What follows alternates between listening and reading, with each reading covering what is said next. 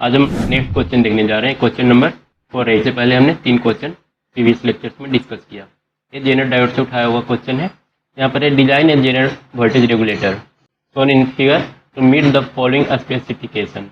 Jenner voltage regulator design करना है जिसका लोड वोल्टेज होना चाहिए कितना, 6.8 वोल्ट। ये जो VL होगा कितना होगा, 6.8 वोल्ट, मतलब कि इसके क्रॉस भी वोल्टेज हो जाएगा 6.8। और सोर्स वोल्टेज जो दिया हुआ है 20 प्लस माइनस 20%।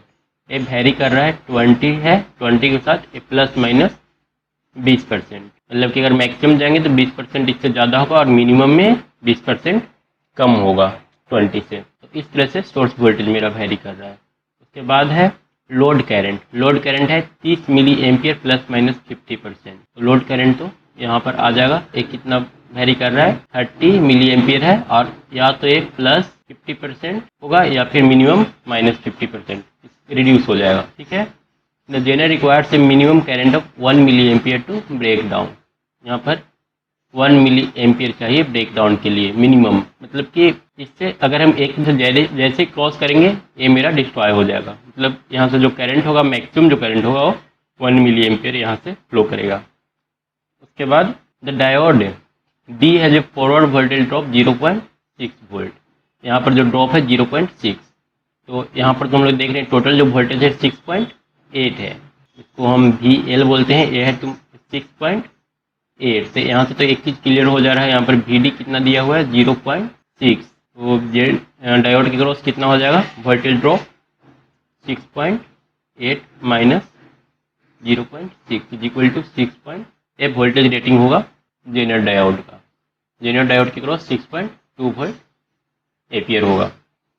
तो अब हम लोग देखते हैं डिजाइन करना। डिजाइन करने का मतलब कि हम लोग को इस टाइप का RS और RL पता करना है जो यहाँ पर लगा सके, और ताकि इसमें जो है वोल्टेज वो एपियर हो 6.2 वोल्ट, और साथ में इससे जो मैक्सिमम करंट फ्लो करे वो 1 मिली एम्पियर करंट फ्लो करे। इस टाइप का रेजिस्टेंस हम लोग को यहाँ पर और यहाँ पर देना होगा। तो सबसे पहले RS के लिए चलते हैं। RS का हमको रेंज पता करना होगा, मैक्सिमम कितना होगा RS का वैल्यू और RX मिनिमम कितना होगा।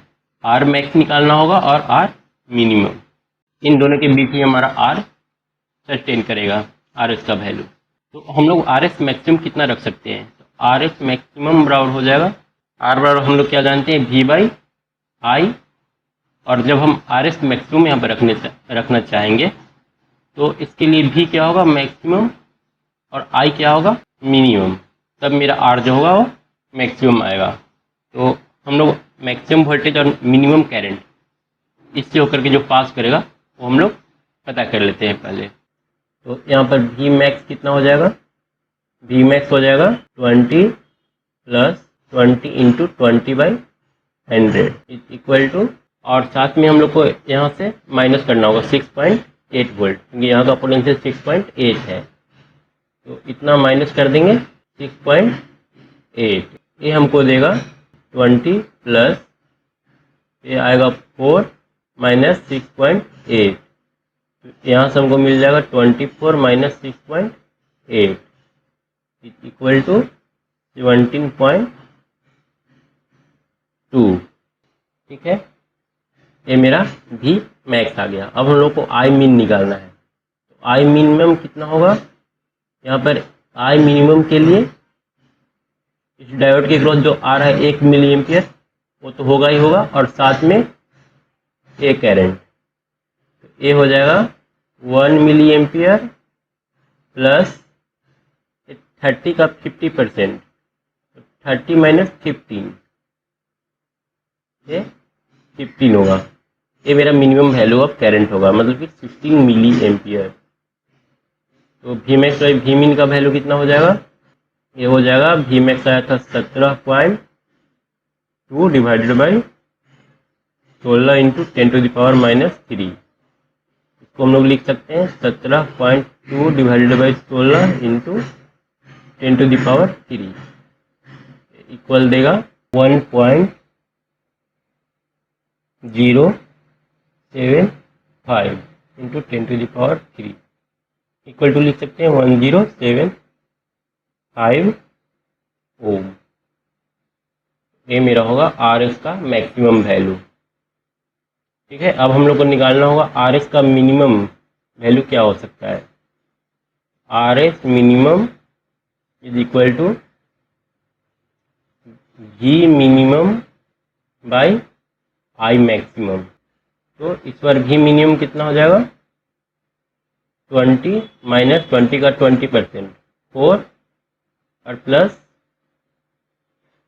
यहाँ का वोल्टेज कितना था 6.8, वो माइनस कर देना होगा 6.8 divided bye I maximum. ID current तो 1 ही होगा, 1 से ज़्यादा हम लोग फ्लो करवा नहीं सकते, 1 मिली एम्पियर और प्लस 50% 30 का मतलब कि 45 मिली एम्पियर।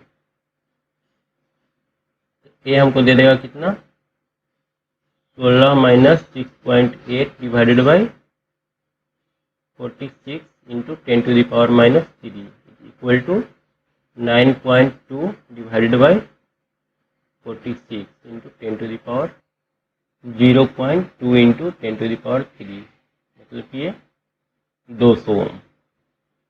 तो रेजिस्टेंस का वैल्यू कहाँ से कहाँ तक रहेगा,